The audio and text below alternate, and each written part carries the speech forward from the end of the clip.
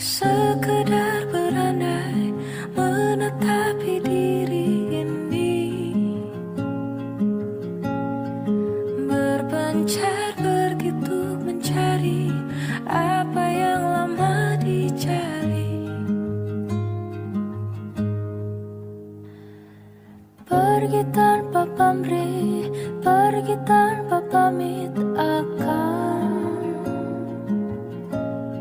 kesana kemari tanpa arah serta ratusan makian.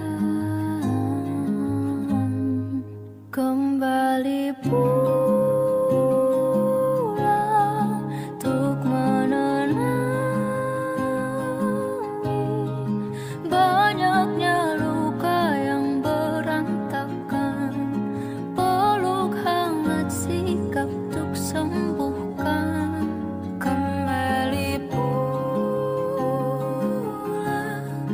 bersama Tara menghiasi.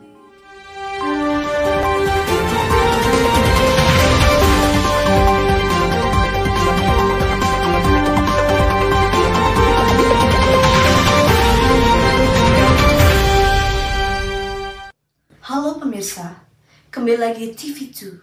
Insiden tak terduga terjadi di sebuah rumah kawasan Bogor siang tadi. Menurut saksi mata, korban yang berinisial F tersetrum ketika hendak mencabut chargernya.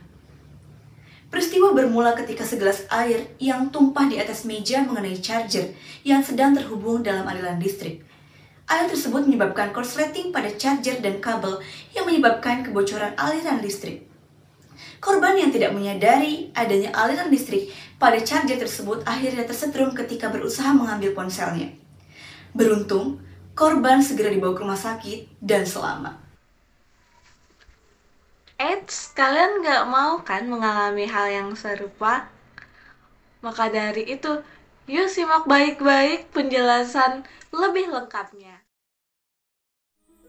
Pemerintah berupaya untuk meningkatkan konsumsi listrik per kapita.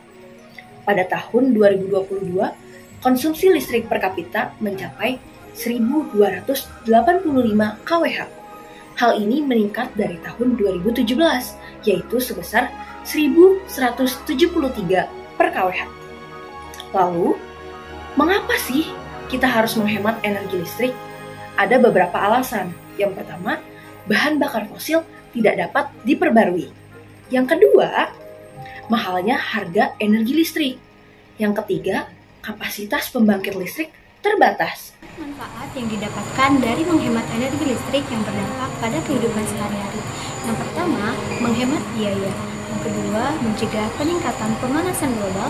Yang ketiga, menghemat subsidi. Yang keempat, mencegah kerusakan pembangkit listrik.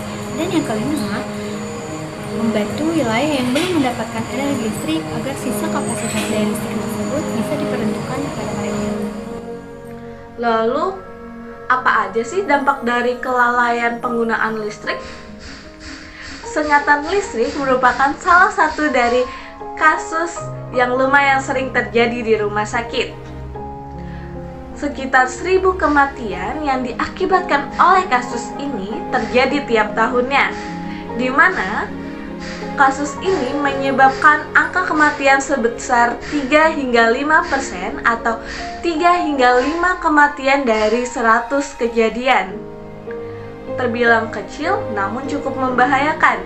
Umumnya kasus ini terjadi di lingkungan kantor pada orang dewasa dan lingkungan rumah pada anak-anak. Sengatan listrik merupakan kerusakan jaringan luas yang disebabkan oleh arus listrik. Beberapa penyebab umum diantaranya adalah 1. Kontak langsung dengan alat-alat listrik atau kabel yang tidak dilapisi oleh konduktor. Yang kedua, sambaran petir. Yang ketiga, sambaran dari kabel bertegangan tinggi. Yang keempat adalah kontak langsung dengan mesin atau alat-alat yang berada dalam lingkungan kerja. Dan yang terakhir, biasa terjadi pada anak-anak disebabkan karena mencolok atau menyentuh langsung sumber listrik dari bahan logam lainnya. Dibandingkan dengan luka bakar, sengatan listrik merupakan kejadian yang dapat menimbulkan dampak yang besar bagi lingkungan dan tubuh manusia. Kita kerucutkan pada tubuh manusia. Tubuh manusia merupakan hal yang dapat mengantarkan listrik dengan baik. Apabila tubuh manusia terkena sengatan listrik, dapat berakibat fatal dan tidak sebanding di permukaan kulit manusia. Kalau misalnya terkena sengatan listrik, bagian tubuh manusia dapat berakibat